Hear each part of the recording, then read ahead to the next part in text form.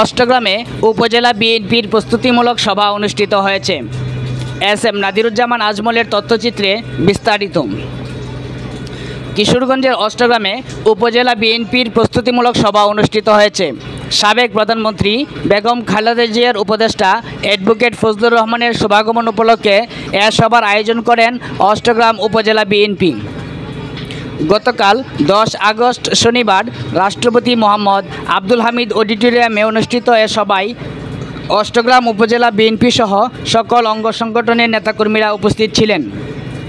সভায় বক্তব্য রাখেন উপজেলা ছাত্রদলের আহ্বায়ক তিতুমির হোসেন, সদস্য সচিব আল মাহমুদ মুশতাক, স্বেচ্ছাসেবক দলের সভাপতি জুয়েল মিয়া, সদস্য সচিব জুবায়ের হাসান ইয়ামিন, যুব দলের আহ্বায়ক আনোয়ার হোসেন, সদস্য সচিব আলী রহমান, উপজেলা বিএনপির সভাপতি সৈয়দ সাঈদ আহমেদ, সাধারণ সম্পাদক জাকির হোসেন মুকুল, অষ্টগ্রাম সদর ইউনিয়ন পরিষদের চেয়ারম্যান সৈয়দ ফাইয়াজ হাসান বাবুসহ আরও অন্যান্য নেতাকর্মীরা।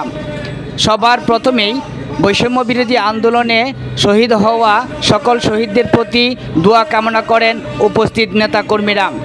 এ সময় আগামী 12ই আগস্ট সোমবার অষ্টগ্রামে সাবেক প্রধানমন্ত্রী বেগম খালেদা জিয়ার উপদেষ্টা অ্যাডভোকেট ফজলুর রহমানের শুভাগমনের বিষয় নিশ্চিত করেন তারা।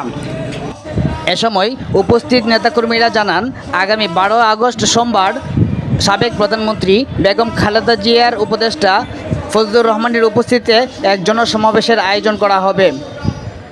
কিশোরগঞ্জের অষ্টগ্রাম থেকে এস এম নাদিরুজ্জামান আজমল।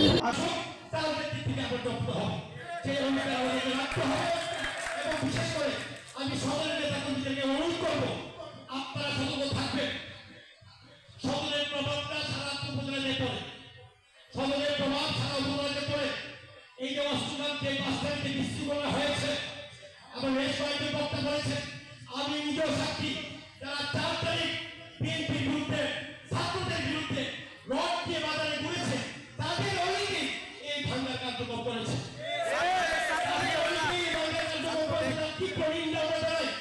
এবং যখন পুলিশ প্রশাসন তাদের কাজ শুরু করবে, আমরা দাবি করবো আইনের মাধ্যমে তাদের বিচার করা হয়। আমি পরিশেষে আবারও বলতে চাই, আমাদের বিএনপিতে কোনো দ্বন্দ্ব নাই, কোনো বিভেদ নাই। যা কিছু ছিল আমরা ভুলে গিয়ে এই স্বাধীন মাসে, আগে বলতো কি আগস্ট মাস শোকের মাস, আর এখন হচ্ছে আগস্ট মাস স্বাধীনতার মাস। আগস্ট মাস এখন সবসময় স্বাধীনতা বলা হবে, স্বাধীনতার মাস হচ্ছে আগস্ট মাস। যে এই স্বাধীনতার মাসে আমি ব্যক্ত হয়ে বলতে চাই, স্বাধীনতা দিবস, স্বাধীনতা দিবস, অমর হোক, অমর হোক স্বাধীনতা দিবস, স্বাধীনতা দিবস। উদাত্তভাবে আহ্বান রাখতে চাই এবং আল্লাহ পাকের কাছে শুকরিয়া আদায় করি, আজকে বাংলাদেশে রাজনীতি করছে সবচেয়ে বর্ষিয়ার নেতৃত্ব হচ্ছে দেশনেত্রী বেগম খালেদা জিয়া। 84 বছর বয়স। আমার ভিতরে অনেক সময় আতঙ্ক থাকতো, হাইরে দেশনেত্রী বেগম খালেদা জিয়াকে দিয়ে নির্যাতন করা হচ্ছে, ধীরে ধীরে মারার চেষ্টা করা হচ্ছে, বিদেশে যাওয়ার চিকিৎসা জন্য যাওয়ার ব্যবস্থা করে দেওয়া হচ্ছে না। ওই উনি শরীরের পতন দেখতে পারবে না। আল্লাহ পাক